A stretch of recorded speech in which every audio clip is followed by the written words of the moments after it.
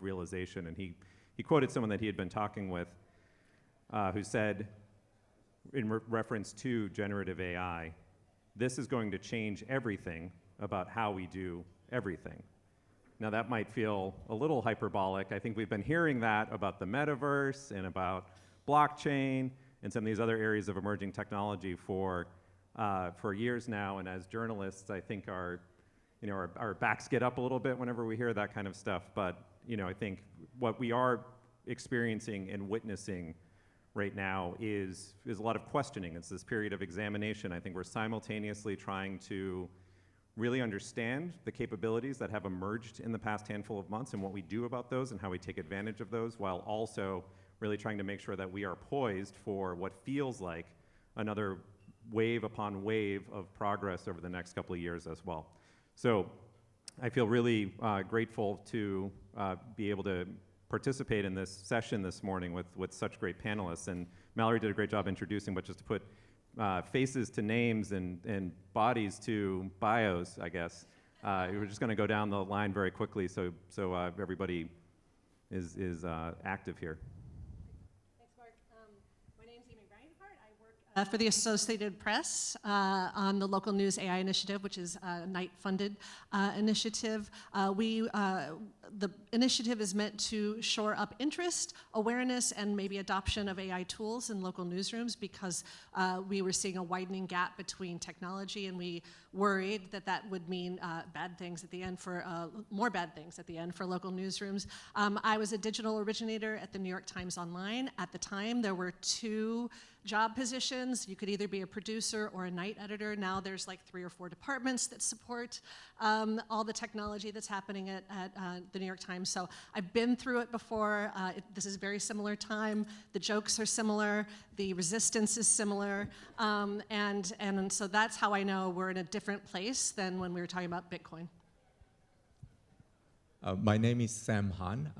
As an engineering director responsible for AI at the Washington Post, I bring 20 years or more so of experience as an AI practitioner. My AI journey started right on this campus. I had master's work here, focusing on qualitative reasoning. It's a field of an AI. And then after a few years industrial experience, I completed my PhD work at the University of Minnesota, focusing on text classification, machine learning, and high-performance computing. Throughout my career, I've led AI teams successfully in many different industries, including startup, e-commerce, hospitality, and news media. I'm really excited about the AI potential in journalism, and I'm grateful that you guys invite me for the panel and the symposium. I'm looking forward to have a lot of discussions on this topic throughout the symposium. Hello, I'm Jeremy Gilbert. I'm the Knight Chair for Digital Media Strategy at the Medill School of Journalism at Northwestern University. I oversee the Knight Lab, where we have a community of technologists, designers, and journalists working on problems of how we can apply technology and its potential to journalism. I had the chance at the Washington Post to work with Sam on some natural language generation tools. We've been doing work both in the Knight Lab at Northwestern and then for me in the industry since about 2009, and we have most recently been spending a lot of time looking at what these generative models enable us to do. So I'm very excited to talk about that. Hi everyone, my name is Sisi Wei. I feel like my mic's not working. Is that right? Testing. I'll just take Jeremy's. Okay. Hi everyone, I'm Sisi Wei. I'm currently the editor-in-chief of the Markup, which is a nonprofit investigative newsroom, and we challenge technology to serve the public good. I have worked in sort of the intersection of technology and journalism since I was a college student at Northwestern, where Jeremy was a professor of mine. But my career in journalism has always been sort of related to technology in some way. I started out as a graphics editor doing data viz at the Washington Post. Then I went to ProPublica to be a news apps developer. And so I've been trying to use code to serve journalists and to tell stories for a very long time. And now at the Markup, we really think about how do we actually use those skills to then interrogate the technology that comes out and make sure that it's doing good things for people and not perpetuating harms. So that's me. We were going to have one additional panelist this morning. We did actually ask ChatGPT if it would be willing to participate in this panel, and it declined. It said, as a large language model is not appropriate for me to be interviewed live on stage at a conference about journalism. So it sends its regrets. There's so many topics around this right now and sort of pieces of the conversation. And so what we're hoping to do this morning is touch a little bit on a lot of areas. Kind of, you think about this as like the overture of a musical that we're gonna all be living through for the next 3 or 4 acts. So we're gonna sort of talk about a variety of things. There's how we're processing the moment, trying to put it in context of other things that we've seen. I think what you've heard, if you're adding up all the numbers here, I think we have about 100 years of experience on the stage here. And also looking at who has the opportunity to innovate in this space over the next couple of years, as well as getting into a lot of the questions about what this means for the way we work, what it means for jobs, what it means for ethics, what it means for misinformation. So action-packed adventure ride we've got going on. And to start us off, Aimee, to start with you, and I think the work you've been doing in particular in the past 6 months or so, and being kind of 411 for hundreds of organizations trying to sort of grapple with this. I'm curious about sort of how you're seeing the feelings emerge, the sentiments, the questions, and so on, and sort of how you've been sort of processing that and trying to sort of provide answers to the field. Yeah, I'd personally like to see things slow down just a tad. After GPT-4 was released, I saw trending on Twitter GPT-5, and I was like, slow down. So OpenAI, you need to take a break and give us all a break so we can catch up. And I think what we get the most are questions like, what's everybody else doing? Everybody wants to know what everybody else is doing. What is AP doing? And the internal guidance at AP is going to be very different than what we might give to a very small local newsroom. Just because AP has some resources, a local newsroom with 3 to 5 people might not have those resources. And so it varies, but I'm really optimistic for local news to take advantage of this moment. And I think we're going to see some amazingly creative projects in the next year or two. And then it's going to get awful. We'll talk about that later. But as a litmus, we wanted to do a reset for the industry, and so we developed a webinar on March 1st. And usually our webinars, 150 people sign up and maybe 75 show, and it's all nice. And this time it was 2,500 people who signed up, and it was bananas. And it really got the attention of people at AP as well internally, because it was like, is this just Aimee's big idea, or is this something larger? And it turns out something larger, also my idea. But if you go to the next slide, because I forgot to grab the clicker. Oh wait. Don't do that yet.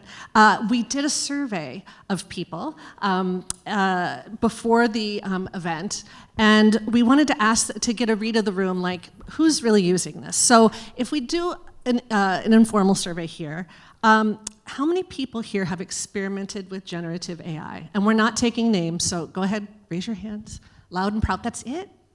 All right. So, okay. That's better. Okay, so the others, how many people think AI can take on repetitive tasks? Okay, we have some selling to do here, okay? And then let's go to the next slide so we can see how people performed. Oh, I've got the clicker. Look how that works. Okay, so 68% experimented with generative AI. This room, I think, not quite 68%. And confident to take on repetitive tasks.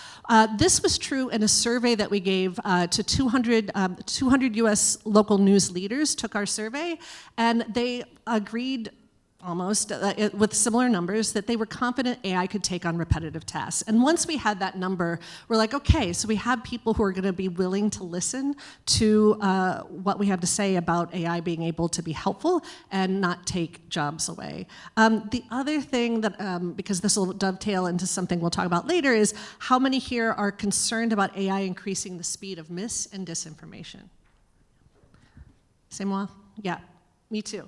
And so, with this, these are the survey results. About 500 people took the survey. 63% are concerned about the increasing spread of mis and disinformation. I used to work at First Draft, which trains journalists how to identify, verify, and responsibly report on mis and disinformation, and I'm concerned too. So this is how newsrooms are using ChatGPT specifically. So they've confessed to us they're generating summaries, they're creating outlines, keyword lists, adding hashtags, headline brainstorming, and rapid construction of HTML, which I think is going to be a big boon for small newsrooms who used to have to wait for the college student to return to update their website. This is Lost Coast Outpost. It is a local newsroom in Eureka, California. And Hank Sims, I was delighted to encounter through another training. He is the lead technologist and the editor for it, and he likes to experiment. And if you go to his website, under News Gizmos, he's got loads of fun experiments. This one is Agendizer. It takes, he scrapes public meetings, agendas, and then he summarizes it. And what's fun about this is he's also added a component here with, you could read it as a sea shanty, or Scooby-Doo, or a pirate. You know, it's Hank's website. He gets to do what he wants to with it. So, but this is a fun component, and I like to see fun added into technology whenever you can. Another experiment, he was, like as soon as DALL-E came out last July, he was out front using it. I said, Hank, aren't you worried about putting local artists out of work? He said, we've never hired a local artist ever. So he's like, this cost me a nickel to make. It took about 30 seconds to do, and we have art that gets prioritized by social media. So it kind of is a win-win. His Agendizer platform, which on the previous slide, that costs about $10 a month for him to run. And so ChatGPT gets most of the headlines.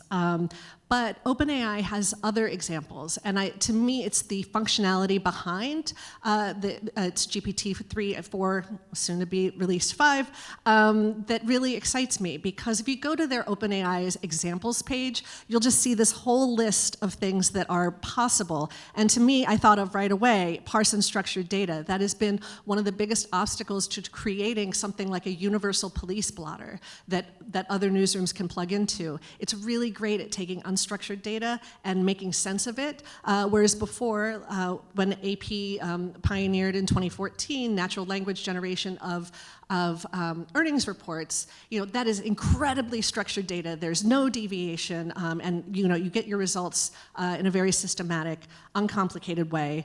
And at the time, it was really impressive. That's 9 years ago. Now we're talking about grabbing information basically from the air and making sense of it in a sheet. So. Thank you. And so as you work with all of these news organizations, and you have the Hanks of the world who are just out there, you know, an acronym from the tech community is JFDI, just do it. You know, you've got people at that end of the spectrum. You have folks who are either not paying attention to this or actively avoiding trying these things out. In the past handful of months, have you sort of like landed on, at least for now, a space in between those two extremes that should be kind of the center of gravity for how small organizations in particular, where a single motivated individual like a Hank could be doing this kind of work, to where they should sort of land for the moment? Well, I mean, the guidance is really to experiment with it and to see how far it can go for your newsroom, and it really depends on the size of the newsroom. Larger newsrooms like AP is taking a cautious posture right now because it affects every single department at AP. We're an international operation, and there's got to be a lot of thought put into that. Hank, his website, his rules, he gets to experiment, and so I'm looking forward to meeting more Hanks. There aren't that many Hanks out there, which is why he keeps coming up in my presentations. So if you're listening, other Hanks, I'm interested in the Tinkers. We've heard a ton from journalism or from comp sci students, from Stanford and from University of Pennsylvania, who want to help local newsrooms, and I have a lot of time for them. So also students who are scrappy, interested, we're interested in hearing more from them. That's great. So we'll have an open call for Hanks at the reception tonight. And then, you know, so Sam, as someone who is and has been in a large newsroom for a while, I'm curious about particularly this moment at the Washington Post and sort of how folks are grappling with it there. Sure. The Post acknowledges the disruptive nature of the generative AI and its challenges and opportunities it presents. We are curious to understand what the future newsroom look like, where AI agent can help reporters gathering information, analyzing it, providing suggestions. And we also want to explore, we are exploring, what does storytelling mean in a world where users can ask questions or having a conversation with an AI chatbot for information? What does subscription and advertising business mean in that world? While we are working through this work to answer these questions, we also want to encourage innovation using AI, such that we can position ourselves as the leader in using AI for storytelling, personalization, and potentially content creation. So that's kind of the effort we are putting in.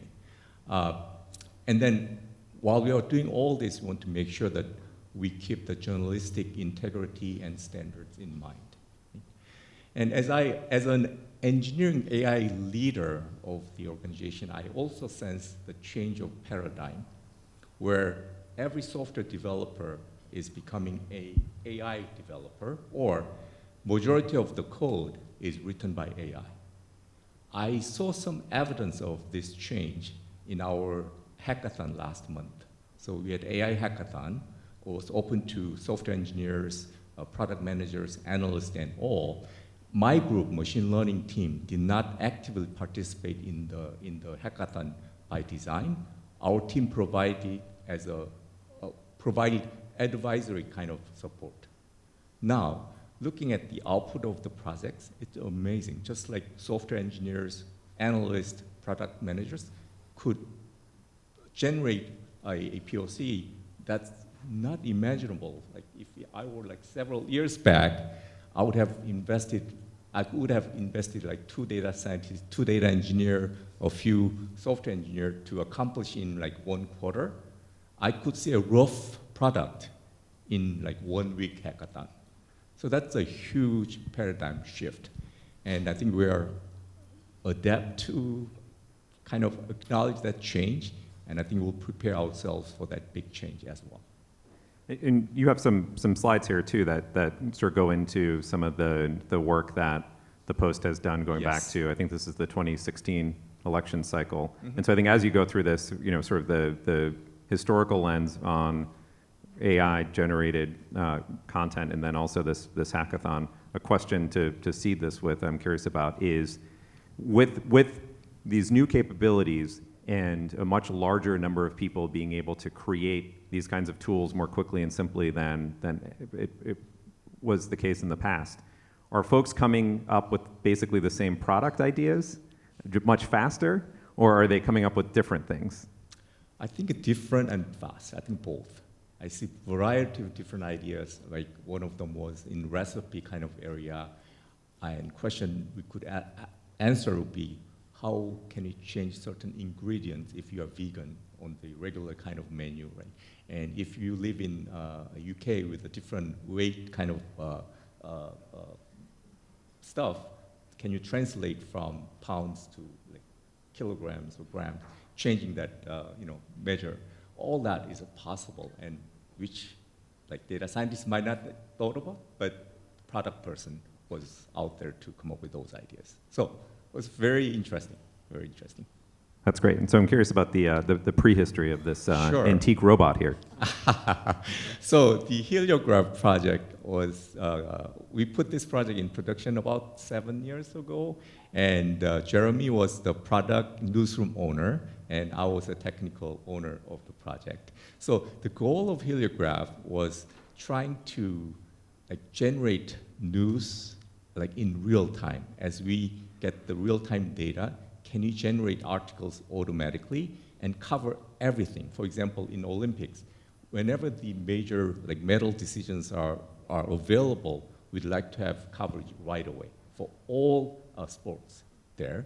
And similarly, in election, we want to cover every election, congressional, Senate, state governor, and all in real time as we get the election results update from AP.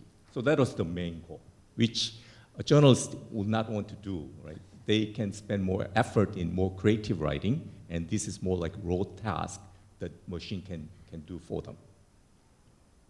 So this is kind of architecture. It listens into the real-time data from AP for elections and IOC for Olympics, and observe what's the event worthy of reporting, and generate the article and distribute to multiple channels automatically. So here's an example for Olympics. So it provided total medal counts update automatically, and another example you see is as soon as the women's golf medal is awarded, we wrote article right away. Right? And we did this for all events. And here's an example we used for the election. So for this governor's race, before the poll closes, we had information about that race. And then whatever you see on the bottom, the highlighted portion is where the machine-generated content, and the rest was prepared by journalists. And as results come in during the election night, we updated that first part automatically. And then as the race is called, we put the winners there and finalize the article. So that's how we implemented the product. And we had a few data scientists, a few software engineers, a few newsroom folks, and all worked together for at least a quarter to prepare this product, right? Now, so this is the hackathon POC we had last month. And the goal of this particular project was we want to provide conversational interface to users about election, about particular race, about particular candidates. So here's a Sarah who is about 24-year-old. She recently moved from California to Pennsylvania. She's not really into politics, but wants to know more about elections in California and Pennsylvania. There's a demo.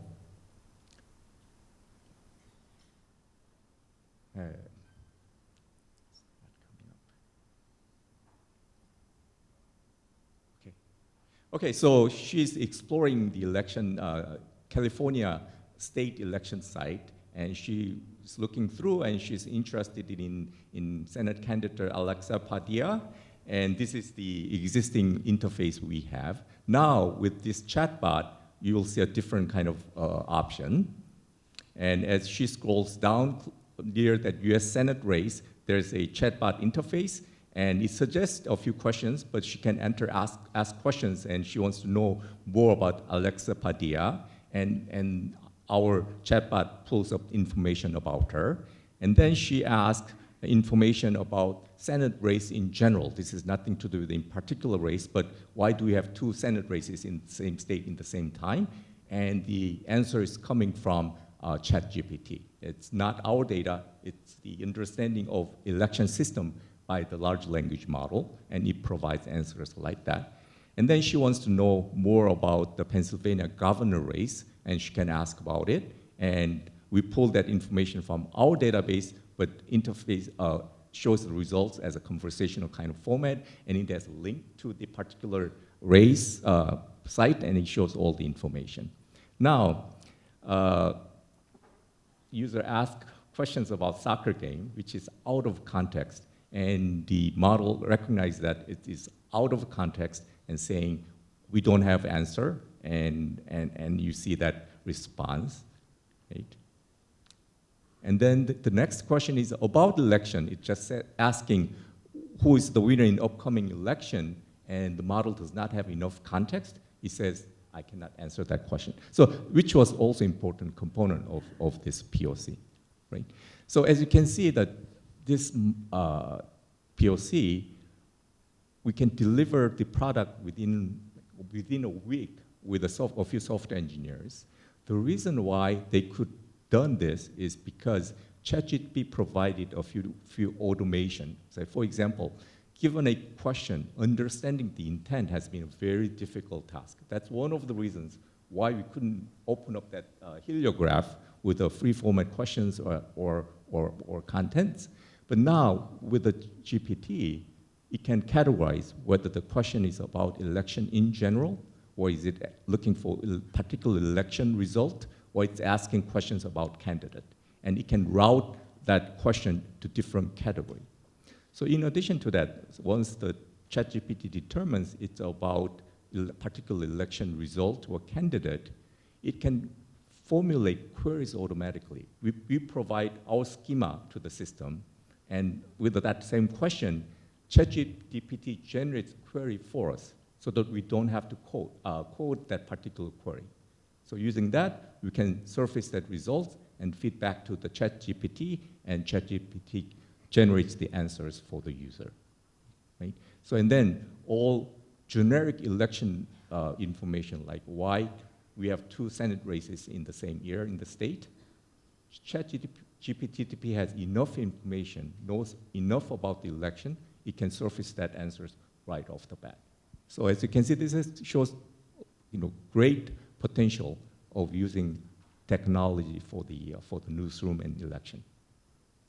Which is, it's fascinating, right? And especially the idea that that can come together in a week. One thing I want to tease out of this to make sure I have it right is, if you go to the regular ChatGPT website and you ask these questions, it will either not answer it or it will fabricate a potential answer, right? Hallucinate, a senator in California, which may become reality soon. What you're doing in that routing that you described is actually providing the data for an authoritative real-time answer coming from the Washington Post that is then crafted into natural language, right? So it's kind of this best of both worlds approach when that chatbot is actually something that you're building using these technologies, as opposed to it just being something that's out there on the open internet, right? Exactly, that's what we did. I think we took the best part from both worlds. Yes. Yeah. Which I think anyone who's had an Alexa or Google Home in their house for however many years, the idea that it will actually understand what it is that you're trying to do can't come soon enough. And I think to a lot of these things, Jeremy, I'm curious from your perspective around having been there in actively engaged in these prior waves of innovation around smart speakers and the shift to mobile and many other things that litter our pasts and nightmares. How do you put this moment into context alongside a lot of those other waves of progress and innovation for journalism? I think that I'm going to switch microphones with Sisi. I think that we fall into the same trap every time, and we are absolutely in the same trap right now, which is that what we have to compare this technology with is the way we have been doing things before. And so the temptation is to say, can this thing, a large language model like GPT, do what we did by hand, or what we did with simpler computers, or what we did with more rules-based AI systems? And almost every time we go through a technology change like this, it turns out the answer is not, can we do the thing we did before the same or better, but rather, what are the different things we can do? So if we think back to when we first encountered smartphones, and especially for those of you involved in journalism education in this room, how many people either thought or were under pressure to create backpack or mobile journalists who could do everything that another kind of journalist in broadcast or in audio broadcast or in text-based journalism do just from a phone? And it turns out that smartphones were as revolutionary as we thought they were going to be in that moment. But the answer wasn't that everyone who had a smartphone would do every kind of journalism every time they left their office to do reporting, but rather that there were different ways we would eventually use smartphones, social media, recording, et cetera, that didn't necessarily mean everyone was a multimedia journalist, but it did change the way you were a journalist.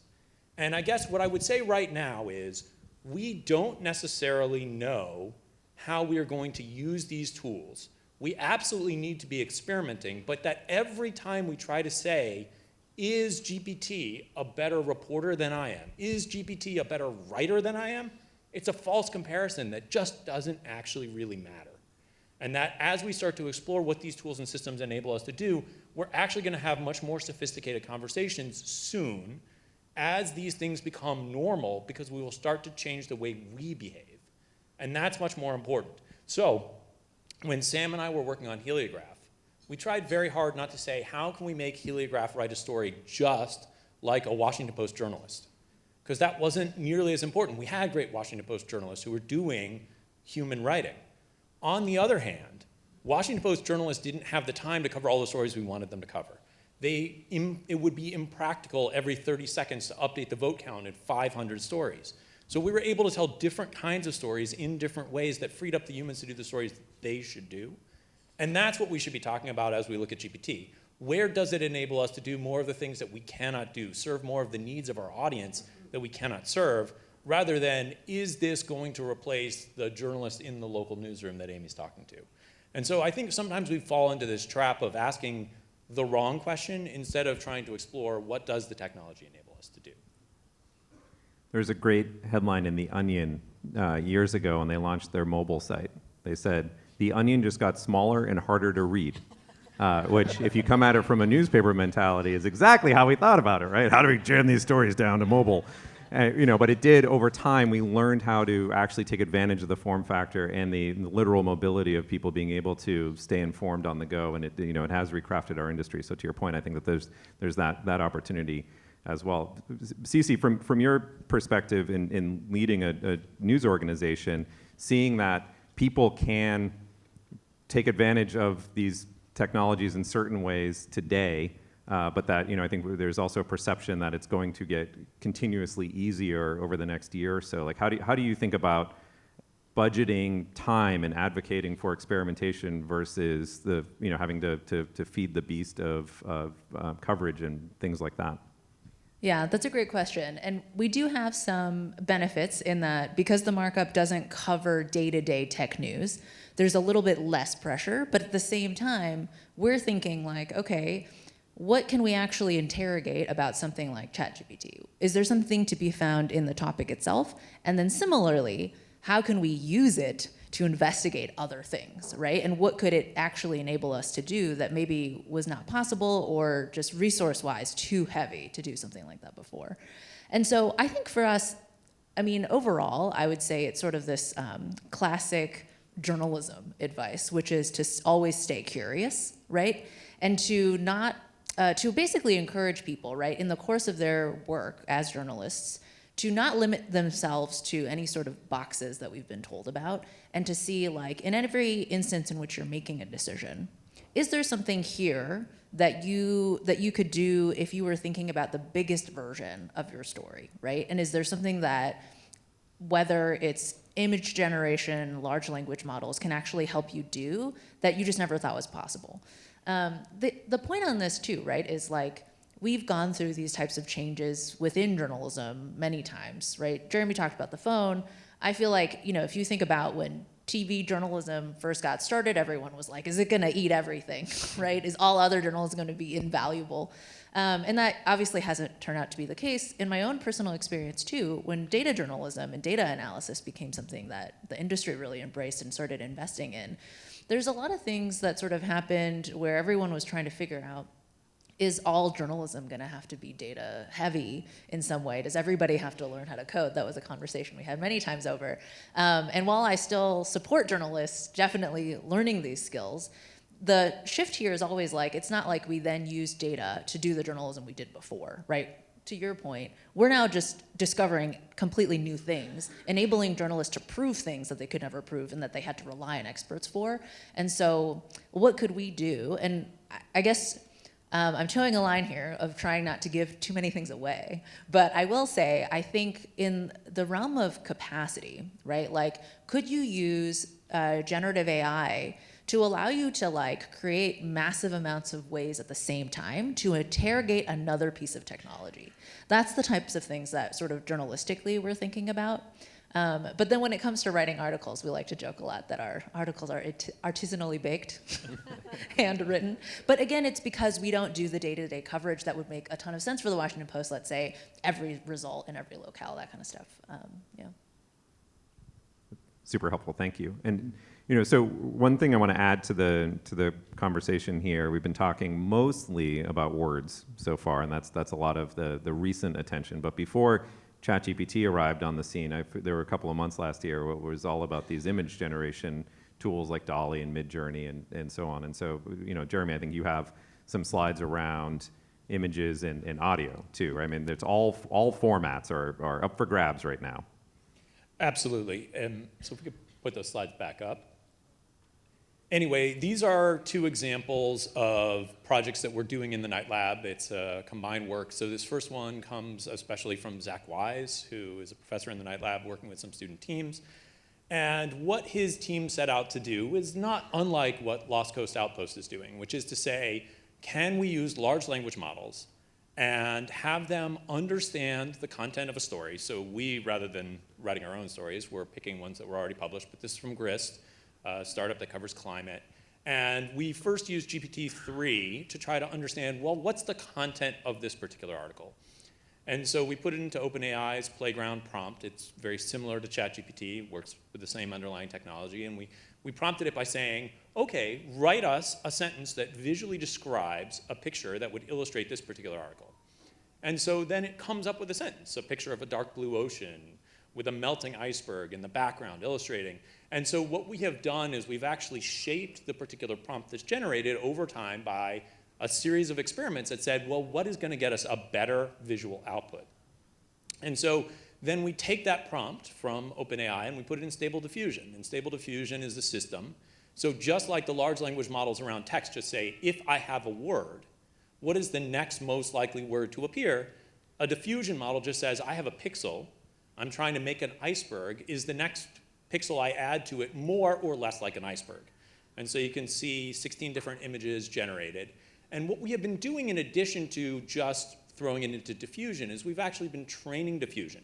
So in addition to the large language model that we inherited, we said, here are examples of journalistically editorial-oriented images. And so can we help the large language model actually output the kinds of images that we want? So we've looked at this for a number of different stories, a fossil flower that's trapped in amber, or whether protein bars are actually food, and what happens when the FAA has software disruptions. And what you can see, especially if I had shown you the early images, is if you take the untrained, untuned large language model, then you get back things that are visual but not necessarily journalistic in nature. And so I think a big part of the work that we're trying to do here is not just can we turn out editorial images, but can we as journalists train these systems to work in the way that we work, to uphold the values that we value. And so there are a lot of questions that we're asking ourselves, most of which initially are in the realm of can we. So can we turn a text article into AI art? Sure. Can we train an AI to make editorial art? Well, that's actually a little bit more difficult. It's a little more complicated. And can we have that AI art actually be representative of the subjects that we're covering? Well, that's the most difficult still. But we also have to ask these questions like, should we do these things? If we let AI make art for journalistic stories, what are the ground rules? What are the guardrails that we need to have in place so that we know, especially if humans are less involved, see what happened with CNET and calculating compound interest, can we ensure that the outputs that we make, that we put to the public, don't harm our credibility? And similarly, we are looking at what's happening with audio. So this is a project that the Night Lab is working on with Michigan Public Radio and the Associated Press, supported by the Knight Foundation. Thank you. And the whole point behind Minutes is that Michigan Public Radio discovered that I think about 70 communities around the state regularly publish council meetings on YouTube. Just put the whole thing out there. But that alone isn't actually journalism. It's just access to information. And so we need to take those YouTube streams and we need to turn them into something journalistic. And so, for example, this is Williamston. It's a community in Michigan, and here is the council meeting minutes that they've published. We're using a different tool from OpenAI called Whisper. And the whole idea is, can we improve on the speed and the accuracy of transcription? Because that's a really important thing for journalists. And so, here's the council meeting. I'm not going to make you sit through it. It would be painful. But eventually, YouTube will generate a transcript. And the transcript is okay. It's a good benchmark to compare to, but it doesn't happen instantaneously. It happens when, according to time and according to cost, YouTube has time to make it. And that's not necessarily when a journalist should be doing their work, when YouTube happens to make the transcript available. So this is one of these classic comparisons where smaller is better. The error rate for even YouTube, when measured against a human transcription, is 2.961. So what we're sort of saying is, there are 3 errors per paragraph, roughly. And then Whisper itself has different levels of sophistication. So the base model, if you don't do anything, has a much lower error rate, but higher than if we train it in different ways. So again, the whole idea here is, can the lab figure out what is the rate of error that we can live with, especially if we compare on the left, you see what a human transcription has done, with on the right, what we're doing out of Whisper. So we're constantly looking at it and trying to evaluate, are we getting better at transcribing in the kinds of ways that a journalist would need? And so then we have the ability to tune these models. And this is, I think, maybe the most important thing for us to think about as people who create tools and explore these tools, is that we always can turn the knobs in different ways to make the models work better or worse at different factors. So if we take the CPU, computationally, if we increase the power of the CPU, it's going to cost more, but everything is going to work faster. If we increase the GPU, it actually works much faster, but it costs a lot more. And we can play with other things, like the size of the model. So how many examples has the system seen before we ask it to do a particular task? The more examples it has, the slower it's going to transcribe, but the better the output will be. So what we're doing in all of these cases is we're trying to dial into what is the right mix where the tools become more usable in a very specific, very journalistic function. Thank you. So, I think one of the things on this, and this gets into, I think, a lot of the work that you've been doing as well, is you can do some of these things off the shelf, right? You can use ChatGPT on the web for free, or you can pay them $20, or things like that. You can, at the complete other end of the spectrum, you can essentially build these large language models from scratch. Bloomberg has announced Bloomberg GPT because they have more money than anyone, and they can do that. And then there's this whole set of gradations in between as well. Whisper is something you can run on your computer for free. You can also use it in the cloud and so on. So I'm curious about, from your perspective, both today, you can map the capacity of a news organization to what's available to them, free, low cost, high cost. But then what are things that you are looking for to exist over the next, say year, to take more of these bespoke capabilities and make them more widely available to a larger set of organizations? Well, I think we're in a good moment for local newsrooms to take advantage of it, especially the tinkerers, the people who are somewhat fearless and are willing to break a few things, to just experiment. The experiment we did with Michigan Radio, Whisper blew everything else out of the water in terms of accuracy on transcription. And I feel like it's never been more accessible to local newsrooms, which is why I'm really excited for them. The 3 to 5 person newsroom, the ones who are really struggling, sharing basic information in the community that comes down to city hall meetings like Jeremy showed you. It also includes things like police blotter items, school lunch menus, TV listings. I mean, that's what keeps people subscribing. It's often not the journalism, unfortunately. So we need to build in more systems to help with the flow of information. And frankly, it's a bargain right now. There is an arms race between these 6 companies that are dealing with it, and they're lowering the prices.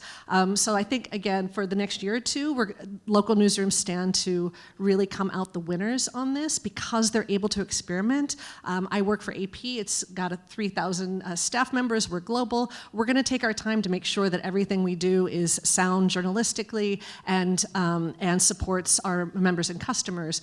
That said, local newsrooms, again, like Hank, it's up to him to decide. So I think the real experimentation is going to be out in the field and probably not from the big newsrooms unless you are lucky enough to have Sam Hahn on staff. But unfortunately, Sam Hahn is a unicorn in most newsrooms. There's not a lot of newsrooms that can afford that, and Sam probably has lots of other options too, frankly. So.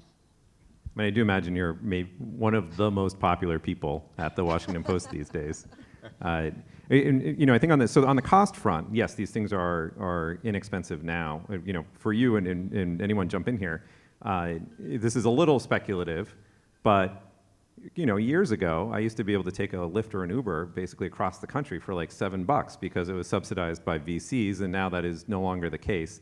When we think about building systems on top of these and routines, is it more of these teaser rates that we should be concerned about, or is there something that's going to make the costs continue to go down over time. So that this is the right time to hop on, because we'll just be able to do more, faster, cheaper with these systems over the next couple of years. Well, Sisi and I live in New York, right? So they warned us. They said, if you take Uber now, you're going to put the taxis out of business. So, I do think they do suppress it at the beginning. Right now, it's a good time to experiment because it will be cheap, but I do think there'll be a dependency that comes on and prices will increase, but Sam also knows. Yes, so I think right now it's more like nuclear arms race, right? So everyone just wants to build the largest, the best, regardless of the cost. But behind the scene, there's an also effort to make this more economical. How do you make training cheaper such that we don't spend $500,000 to build that one large model, right? So, but if the competition really works out and we have many players offering that option, then I think we're in a good place. However, if a few or handful of big techs just survive this competition and those are the only options we have, then we might have to think differently. We might have tech tie-in right now, right? We work with the news aggregators. They have great control over the news consumption, and they have that model also and have full control, and we are really tied to that particular model or technology, then there'll be challenges to the journalism that as we want to have. So with that, I think we might have to look at options of using open source language models, or having a refined or fine-tuned local versions of it, just in case that we are getting into that kind of situation. And there's some opportunity here as well, because the story about that particular school board on that particular day may be important to one community, but the pattern is something that exists in communities across the U.S. And so through some kind of collective effort, we can potentially build some of these systems for ourselves. I think everyone in this room has lived through one of the biggest lessons of the past decade of what happens when you sort of build your audience and your relationships on somebody else's platform, and then one rando buys it and does a bunch of stuff to it.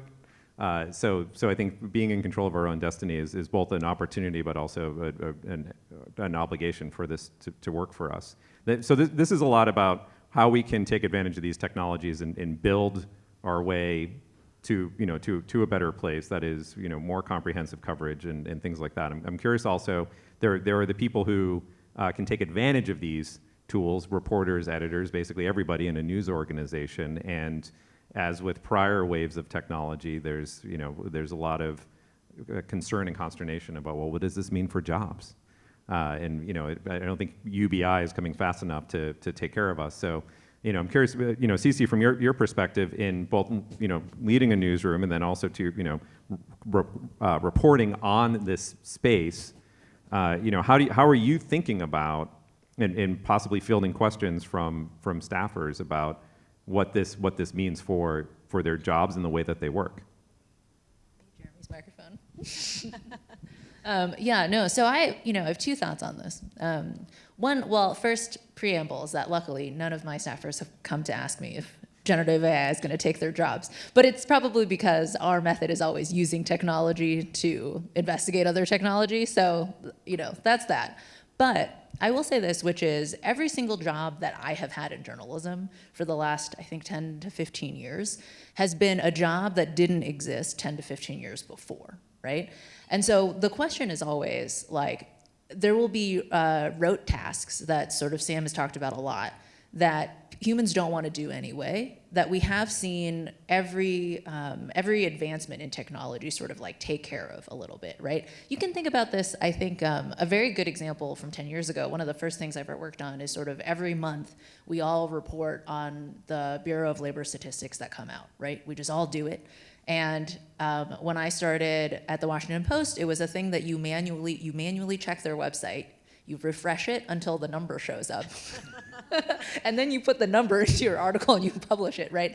And I even remember back then, we were building graphics that would update monthly as well to allow you to see what happened over time. And I was like, can we just write some code so that my computer checks the website and refreshes it till the number shows up and puts it in the graphic, right? And we did that 10 years ago. I feel like it's a micro example. of how hard it is to predict, right, whether jobs are actually going to be taken and how that is balanced with the jobs that are going to be created based on the new things we're going to do. So I think until we sort of see more examples of why we should be alarmed, I'm not actually that scared on the jobs front. I think new jobs are going to be created and new opportunities are going to show up much faster than like all of these things that we had manual labor intensive tasks being replaced. It's not like we are hiring people to do that over and over again in journalism specifically. The other example that I'll share as well is also from 10 years ago, which is when I was a student, Jeremy was a professor at Northwestern the first time. One of the things that I had the privilege of sort of working on only a tiny bit, tangentially, was something called narrative science. And this was an effort to write templated articles automatically 10 years ago, more than 10 years ago. And the use case was, there's tons of sports coverage out there, but journalists are not covering every single Little League game that our kids are playing in. And parents would love to read articles about their Little League games, right? And so could we create some sort of template such that depending on the difference in the score, it would write the article slightly differently and then publish it hundreds of times every time, there's a game. And that was possible 10 years ago. It did not become an insanely popular thing that everybody decided to use and is now ubiquitous. Now, ChatGPT can probably do it faster, but it's a use case that we tried out because the technology, and I think this is important, which is what the large language models are doing, or even the visual models, are doing something just much faster than we used to. It's about that investment. But we tried a lot of these ideas because they were literally possible many, many years ago, and they didn't catch on, right? And so now it's about when it's faster, when you can experiment more, what can we actually dig out of it? Because experimentation doesn't cost us a year of 50 full-time staff trying to try something. And I think on that front, that's where I think going back to jobs, right? The more creative we are and the more we try to do different things, the more naturally those jobs will start to create themselves. I mean, I think we also, and Sisi is absolutely right, we also have to acknowledge how much the way we tell stories has always been bounded by technology. I mean, when we were talking earlier this morning about NBC News, what is possible in broadcast television shapes how we tell the stories, what kinds of stories we tell, how long those stories are, how many characters are in each of the stories. And I think we have to acknowledge that, especially if we're talking about text, we are still allowing ourselves to be bound by what made sense when we were transmitting over telegraphs. So we said, oh, we've got to put the least important information at the bottom. Everybody gets the same version of the story. We have a lead and then a nut graph. This was all really because of what the technology enabled us to do.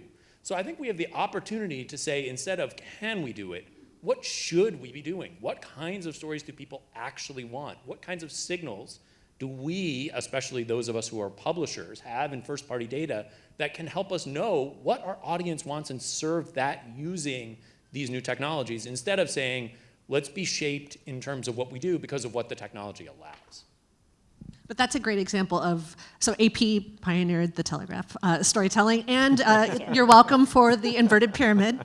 But yeah, that's a great way of them looking at the technology back then, being like, we better get it all up front because we may lose the connection. So it is adaptive in that way, and I think it's, yay AP. Well, and I think this is all speaking to a massive opportunity here, which is not how many reporters are there in the US and how many stories can they crank out a day, and that is the capacity of news, or how many pages can be printed by 5 a.m.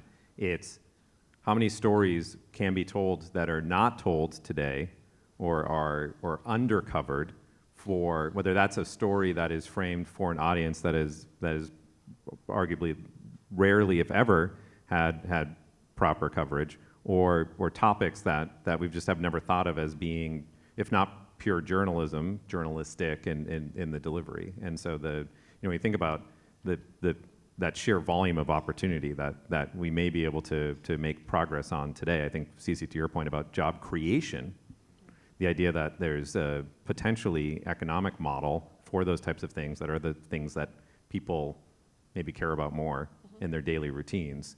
there's a tremendous amount of opportunity there. It is going to require, potentially, among people who've been in the industry, some amount of unlearning of certain ways of doing things and certain maybe rote things that they take joy in. It's like I love writing that headline that way and things like that. But Jeremy, from your perspective, I'm curious about, as you are continuously kind of training and working with the next generation of people going into industry, is this changing the way that you think about preparing folks for a career? And are there things that you're weighting more or less as a result?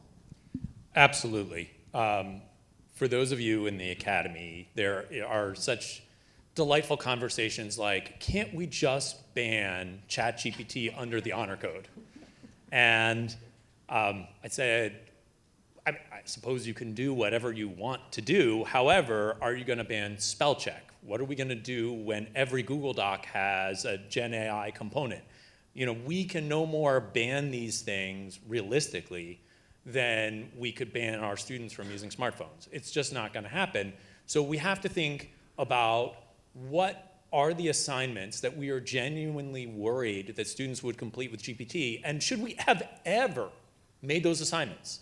If a large language model with almost no useful information can do the same job as our undergraduate, then we're probably not training our undergraduates particularly well. And so we're starting to, thank you.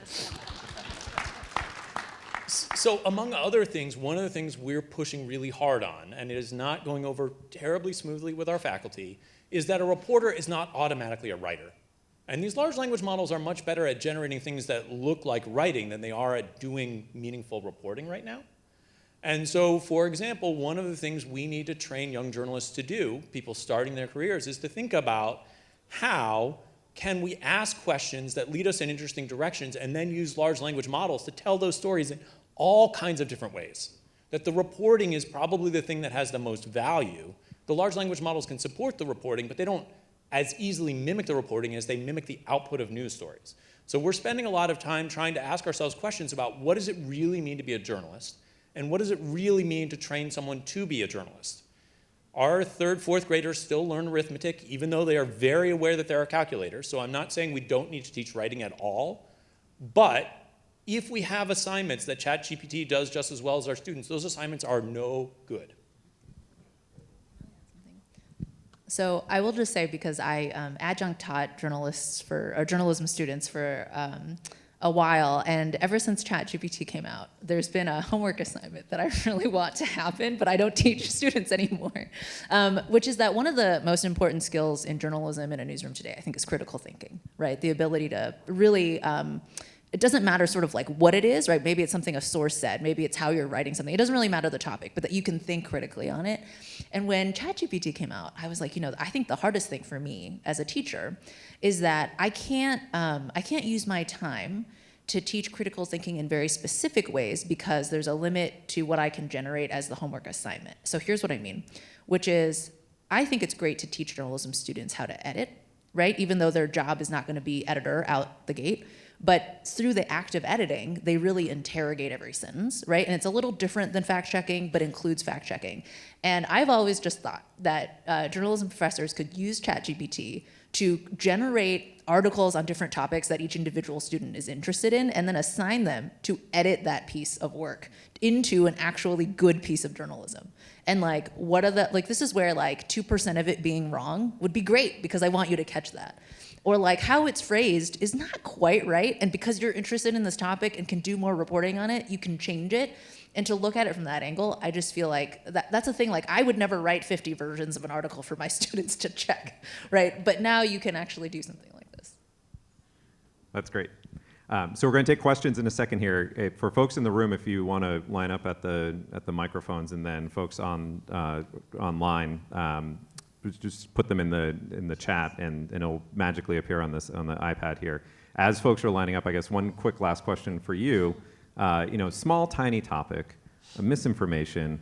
So some folks are talking about this as potentially like the text apocalypse. What do we do? I mean, fight fire with fire, I think. You know, we have to have tools that identify artificial intelligence. It would be great, and Santiago Leon is in the room to talk about this later, but to have some kind of footprint on images that carry over and don't get snipped out from social media platforms. But it's a big problem. We had, you know, AP Fact Check team was very busy 2 weeks ago with the Pope and the Donald Trump images, and those images came up fast and furious and got circulated online.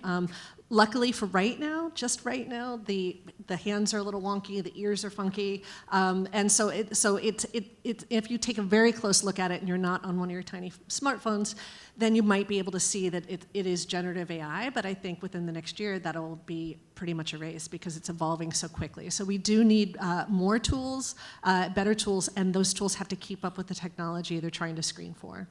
That's great. And yeah, so provenance is a big piece of it, and Santiago is doing a session, I think, on that at some point. And so we have one mic here, right? Okay. And that looks like either a real or fake Bill Adair. It's the real Bill Adair. Thank you guys so much. This has been a great conversation. I think you've raised two really important points. I'd love to hear you elaborate on them a little bit more. One is, Jeremy, you raised the need to reimagine form. And it's something that some of us have been talking about. I'm the founder of PolitiFact. We said when we started this, hey, let's reimagine the story form, and it hasn't happened so much. And I wonder what newsrooms and educators can do to reimagine the journalistic forms with this amazing new tool. And the other thing that restricts that you all were just talking about is culture, is the culture of what we do that inhibits that, because we've always done it the same way, as you were saying, with, you know, since the telegraph. So how can we get outside the old ways of thinking? I believe very, very strongly in human-centered design. And I think part of our challenge is that even human-centered design research we have done around journalism and journalistic story forms is too often accepting that these are the options. We can tell a newspaper-style story, we can tell a TV-style story, we can tell a radio-style story, instead of going out and trying to look at how do news consumers, especially younger news consumers, consume information, and what are the ways that we can serve those people. So, for example, even if we keep the inverted pyramid story form, which I'm not trying to attack AP specifically on, we can, for example, play with the linguistic complexity. So we can make stories for English as a second language readers. We can make stories for a 4th grader, a 12th grader, and anything in between. And we can suss out, based on reading speed, for example, which version to serve someone.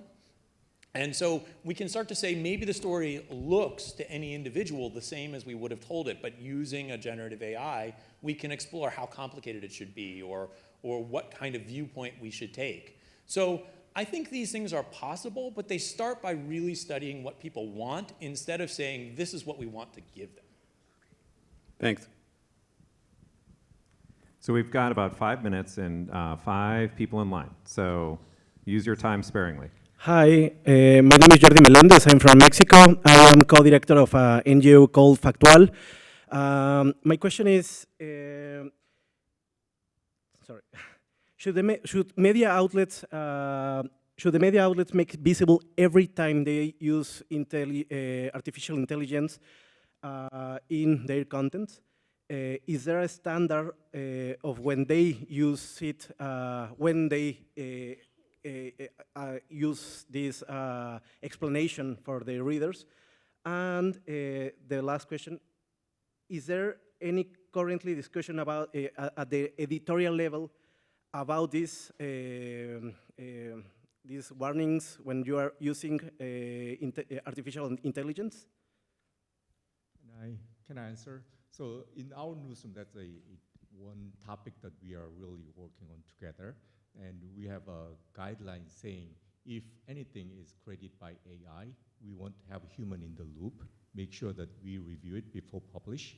And then when we publish, we want to make sure that we let readers know that they are generated by AI. So we have policies like that to enforce. Okay. And I think there are a few efforts on this front. One I'll mention very quickly is the Partnership on AI, which involves about 100+ organizations, recently published a synthetic media framework that for creators and publishers to try to sort of start to lay out some of those guidelines, not just for journalism, but really for all media as well. I'll add something else too, because I think when this came out, I think it was a couple of days ago. It's not in journalism, but I thought it was a great similar aspect, which is in New York City. It was announced that sometime in the near future, if you were using AI to filter job applicants in the process, and that a real human being would not actually see the applications until the filtered group, that you had to disclose that in your job posting, right? So even thinking about how do we use AI in very different ways, making that disclosed, I think transparency is going to be key. It's fascinating. Next question. Hi, my name is Tricia Crimmins. I'm coming from the Daily Dot and also Columbia University's Graduate School of Journalism. My question is off of Aimee and Jeremy's points about imaging. So I know that in my understanding of DALL-E, it pulls from all other images on the internet. And then I also know maybe a month, 2 months ago, there was the thing where people were putting their photos into like an AI generated thing, and they were able to see themselves in different time periods as a Viking, as, you know, a conquistador, like all these things. So Aimee, I know that you said that Hank said that, you know, they've never hired a local artist, but it seems like inevitably the imaging is going to be drawing from other art. And I know Janelle said earlier, plagiarism is plagiarism is plagiarism. So how do we square that? I mean, we'll find out, right? Getty is suing Stable Diffusion, and we will see. It'll probably take a couple years to go through the court. This is usually tried on copyright or on the topic of copyright, so we'll see. The only thing I would add is if I were talented enough to have my own artistic style, I would be thinking about training a model to at least help me do my work. And so I think there is a range of degrees. Am I totally basing off of other people's work without attribution? Am I building off of my own work? I think we'll see, you know, there are court cases that will decide some of the larger questions, but I think we'll also see artists, just like we see writers now, using AI to improve their own output. We'll see artists doing the same thing. I'll just add one last thing, which is that the Copyright Office is actually paying attention now, and I think it was yesterday or the day before they announced that they're going to go on these listening sessions to talk to people about how they use it, including artists, but that copyright is such a key and live issue that at least at the Markup, we are not going to publish any sort of Midjourney, DALL-E created images because of that sort of like unclear ethical line, right, of is this an amalgamation of thousands of people's images all together? Right. That said, on the flip side, when it comes to like looking for things like, it's always when the thing becomes the news, right? Like when you're looking at, does it create biased imagery for some reason, then that would be the exception. Thank you. I'm Neil Chase from Cal Matters. Aimee, thank you for bringing up Hank. Every question has to mention Hank. In addition to being a very cool technologist, he has created a level of journalism in a community of maybe 60,000 people with zone stories and everything that's better than most people's journalism they have in their own communities, right? So the technology is cool, but for a good output. For all the other newsrooms in the world that don't have a Hank, where's the line between the tools that we will build and the function you want to have in a newsroom? If I'm running a newsroom of 1 or 2 or 10 people, what am I expecting tools to provide for me, maybe that the AP provides or that a software vendor provides, versus what are the people, and Jeremy, you started to get at this with the reporting skill on the street. Where's the line between what I need to do in my newsroom and what the tools I'm going to have in the next, whatever, 10 minutes, 5 years are going to do for me? I think because it's such an exciting time, there's a race to like, we need AI everywhere, and I'm not sure where, and that's kind of not the great way to adopt new tools. I think you need to see where your newsroom pain points are and see what could be alleviated. And sometimes if you don't know where the pain points are, ask people what they really hate every day about their job. You know, people will gripe endlessly, but if you ask them for new ideas, they'll be like, I don't know. So you'll get more answers with the pain points, I think, and to think about what is out there. I think, again, open source code, the person standing right behind you is working on a lot of that with our team and with lots of others. So I think if you are adept with some form of technology, you might want to start at least learning prompts to ChatGPT to learn how to code for your website. Hank also wrote his website. It's a bespoke website, so it's a very flexible website. Yep, thanks. Yep. Hey everybody, Sardar Samgoran with Stanford University and Big Local News. Amy, you know me too well. I'm going to ask a code question really for all of you. So actually your friend and colleague, Ernest, who some of our students are working with for a local news AI project, he just sent them a heads up about a lawsuit that I actually hadn't really been that aware of, which is this class action lawsuit against GitHub, Microsoft, OpenAI, about a particular tool called Copilot, which I was very excited to have some of our students start using. But it's given me a little bit of pause about, should we be using it to do the code generation part, with the issue being that a lot of these swaths of code that it's generating are taken whole cloth out of open source projects that have very specific licenses for giving credit back to the creators. So I guess I've been kind of thinking about, well, should I use it as an assistant to help them explain code to themselves or debug code, but maybe nudge them away for the moment at least about using the actual generated code? Am I being too uptight? Are you all discussing this stuff in your respective, institutions? And if so, where's your thinking leading? Yeah, I was alarmed to see that because I think open source is a really great way to level the playing field for technology and technology adoption. So, but we talked about this at length before we started the project with KSAT in not Austin. San Antonio. Thank you. San Antonio. Because we were worried that maybe a student would borrow too much code from a repository, and then it would be somehow plagiarism. So we warned against that. And to me, I feel like ChatGPT and other technologies are great for checking code and checking your work in general. So that maybe is how I would pursue it, especially because you're at a pretty substantial organization. I want to. That's a great topic. We should talk about that more. I want to get the last question in very quickly, under the wire. Oh, I feel like this is a really tough last question then, because I'm really curious about how y'all feel about the potential for AI to exacerbate inequality. And what I mean by that is looking at some of the brands that are up on stage today, even the Markup with its technological awareness and like being ahead of the game in that sense. Is there a bottom-up approach that doesn't wait for innovation to trickle down from the AP, from the Washington Post? And is there a way to distribute the economic and resource benefits that will come from generative AI across the news industry so that the small publishers, the ethnic publishers, the community publishers have as much of a role as all of you do in kind of building this future?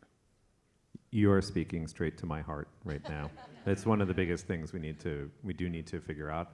Personally, I think there's a huge opportunity here in this moment, partly driven by the fact that a single motivated individual can be doing a lot more, and the fact that there are these efforts like what Sardar is doing with Big Local News that are trying to create systems, build them once that allow them to work for thousands of small news organizations, and so I think the collective action that we can will as an industry with that in mind, I think is a huge opportunity, in contrast to a lot of the innovation that has occurred over the past decade in visual journalism and video journalism and things like that inherently require teams of people in large organizations in order to be able to accomplish. Any last takers on that before Rosenthal gets the hook? I mean, I think especially for people in this room, if you're going to explore the use of automation like this, we need to be helping and looking at the needs of organizations like you're talking about. If we only start with the Washington Post, we'll only help the Washington Post. We need to start looking much more broadly. So similarly, that heliograph and other projects we did in the past required really machine learning specialists or data scientists to work on. Now, does not require that. Any software developer can find topic or project and use the technology to implement certain things. So I think it's much better now. And with that, thank you all so much for this, and thank you to the audience for the great questions. And